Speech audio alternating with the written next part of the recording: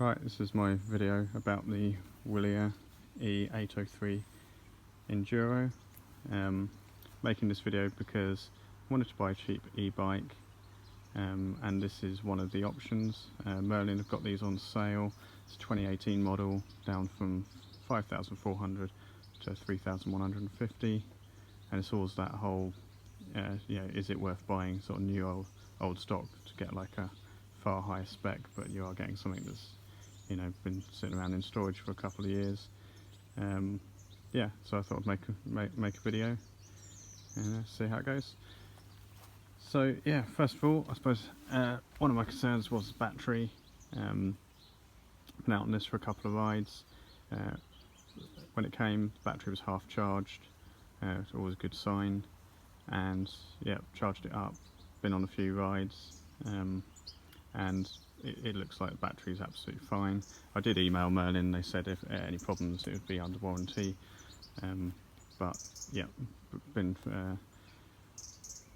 out for a couple of rides at my local trail centre, 2, 3, sort of 4-hour rides. Barely taken 1 or 2 bars off the battery, so pretty happy with that. Pretty happy it would last the sort of riding I do, last me all day, so that's no problem. One of the things I would sort of bring up, bought it sight unseen, did all the measurements, decided to go for a large. I'm 5'9", so probably going a little bit larger than could have got away with a medium. But yeah, one of the things that I would have picked up in a bike shop was that the seat post on full extension only goes down so far in the frame. This is how far it goes down, and on full extension it's way too high for me. Probably would suit someone around about 6 foot, 6'1". Looked around on the internet to see if there's a kind of way to reduce the extension. No, nothing. It's totally impossible. Used a bit of common sense, just stuck a cord on there. That restricts it going up. Yeah, it's not the most adjustable thing in the world, and it's taken me a little bit of time to get the cord right. But now, yeah, when it goes up so far, perfect height for me. So yeah, problem solved, and I can live with that. That's not a problem at all. I have got another dropper post, but this is internally cable routed. My other dropper post is another reverb, but it's got the external cable routing, so it would be a bit of a pain to swap them over. Might get around to it at some point, but for now that's not a problem. So other things, had seen a video online about cable routing, so I'll just quickly touch on that. There's little holes in the frame, and this cable tie sort of came with the bike. I've added one here, and if you look down here, I've added another one down there.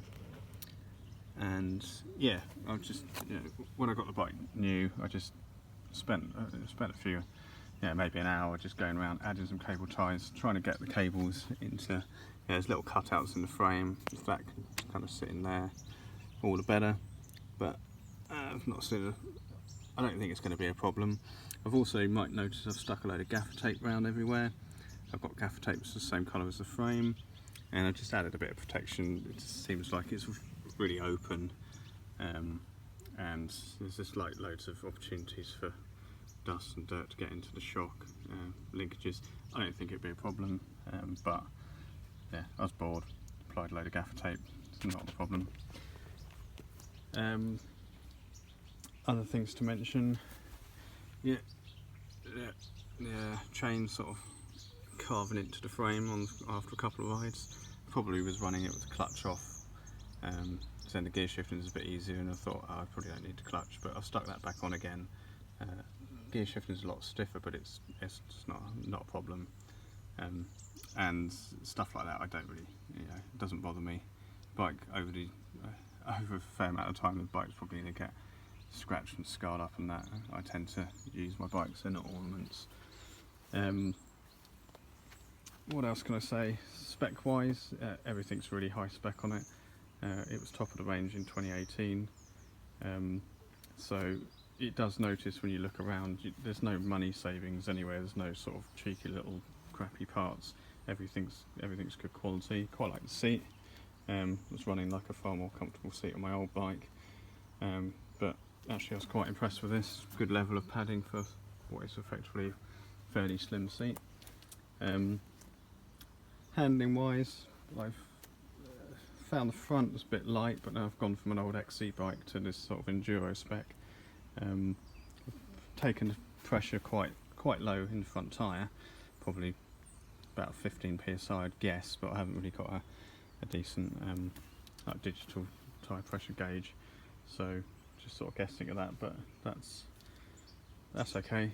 But yeah, just because it has been a bit sort of loose on the front, I've moved one of the spacers on top of the stem, try and get a bit more weight over the front.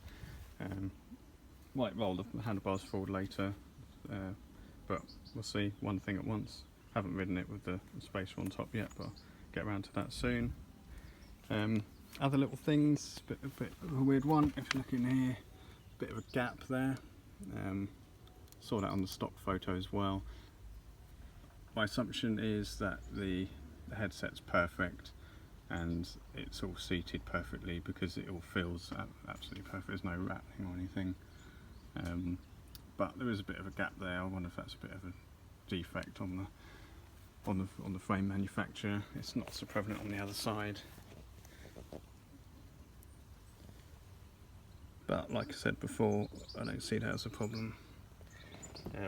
These bikes are for riding, and everything feels completely tight and smooth and everything. So yeah, that's not a concern.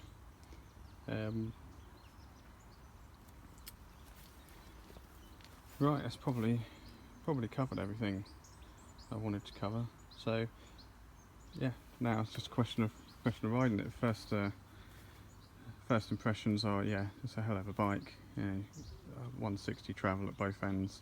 It's a big difference from the XC bike I was riding before, and with the motor, it's yeah, it's a hell of a bike, and it's certainly proven to be pretty good value so far. We'll have to see how that goes. But yeah, don't really have any concerns at the moment. A few little things, I suppose. I would say when you get any new bike, go around and check all the bolts. It's just worth doing. Sort of realign the caliper bolts, you know, just loosen them off, put the brake on, and tighten them up a bit. Just noticed they were tight when the bike came, but they weren't maybe as well as aligned as they could be. And noticed there was a little bit of rubbing on the back. That was fine. Did notice this bolt down here on the linkage. Let's have a look. That one there, that could be tightened up a little bit, so I expect that to be fairly rock solid. By comparison, all these were like rock solid, so we'll tighten up. So I gave that a bit of a tweak, and after the first ride, gave it a bit more of a tweak, so it was potentially coming a bit loose. I had to build it to the front. Well, I say build it. I had to put the handlebars on. I had to put the front wheel in. I didn't. I haven't got like a little torque wrench. I've only got vehicle torque wrenches that don't go down that low. So I did the hub up as tight as I thought would be good, but after the first ride that had come loose. So now I've given that a bit more, yeah, torqued it up a bit better. So I'm not expecting that to come loose again. Yeah, all good. I've added a few cable ties. There's e-bikes. There's a hell of a lot of cables. There's cables all over the place. And it's all internally routed. So yeah, just a bit of fun there. There is another video on the internet about the cable routing. I don't think it's going to be a problem for the sort of miles I do, but I've added a few zip ties, and I'll just keep an eye on things to keep things, make sure everything's out of the way. So yeah, that's probably about it. I'll post another video if anything changes, or you know, anything breaks or any surprises or anything, but so far so good. I'm really impressed with the spec, and you know, the gamble's sort of paying off really, compared to something like a Decathlon Stylus, which okay that's 2.7, but at the end of the day, when I'm making this video midway through 2020 with the whole sort of COVID situation, most cheap bikes are out of stock. So yeah, even the Decathlon's coming in and out of stock. It is good. It looks like a really good bike. Maybe slightly strange geometry, long rear chain stays and stuff like that. But yeah, there's plenty of videos on that on the internet, and yeah, I haven't ridden it, so I don't really know. But yeah, the whole sort of is new old stock a gamble worth taking. So far it seems to be paying off quite nicely. So yeah, one last little note, just not specific to this bike, but specific to the Shimano step system. When you connect to Bluetooth, originally use default code of like 000. The phone remembers the connection, then the software makes you change the code immediately, and then the next time you go to connect, it doesn't ask you for the code and it just doesn't connect. And that's because the phone's remembered the original default code and not the new one, so you just need to delete the connection off the phone and then re-establish the connection, use the new code, and then it's pretty good from there on in. So yeah, that's it really. I think I've covered all the things I wanted to cover. Been pretty impressed with the bike so far. It's, you know, night and day difference over my old sort of 10-year-old Specialized Camber, although that was a very impressive bike for what was effectively £1,000 bike that lasted 9 years and pretty much didn't need to replace anything, and yeah, still on the original tyres. It's yeah, pretty amazing. So I'm hoping for similar sort of longevity out of this. So far so good. So yeah, so far it's got my recommendation, but yeah, I am only what 2 or 3 sort of morning rides in. We'll see how it progresses, but I can't see any problems. Just one last little thing to mention, I suppose. The front triangle, I think, is very similar to the Vitus E-Scarp. If you look at the sort of in the middle of the frame, they look almost identical. The headstock's a little bit of a different design, but there's probably a bit of a shared design there. So if there are any problems with that cable routing, that maybe they'll apply to the E-Scarp as well, and there's probably a lot more of them out there. And then the back triangle is, it doesn't look exactly the same as a Mondraker, but the linkage has been licensed off of Mondraker, so they just sort of follow that. So yeah, so far so good. Very impressive. Cool. Bye for now.